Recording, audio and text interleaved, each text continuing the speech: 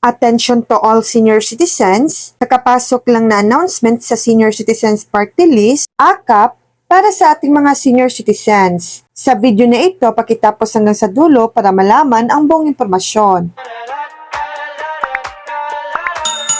Patuloy ang Senior Citizens Party List sa pangunguna ni Kong Rodolfo Ompong Ordanes sa paghahatid ng tulong sa ating mga nakatatanda sa pamamagitan ng ayuda para sa Kapusang Kita Program or AKAP. Layunin ng programang ito na magbigay ng pinansyal na tulong at suporta sa mga senior citizens at pamilyang higit na naapektuhan ng patuloy na pagtaas ng presyo ng bilihin at gastusin sa araw-araw. Ngunit, hindi rito nagtatapos ang ating advokasya habang patuloy nating ipinapaabot ang tulong sa mga nangangailangan. Isinasabay din nating itinutulak ang pagpasa ng Universal Social Pension Bill, isang batas na magtitiyak na lahat na senior citizens ay may nakalaang buwanang pensyon para sa kanilang seguridad at kaginhawaan. So yan lang po ang latest update.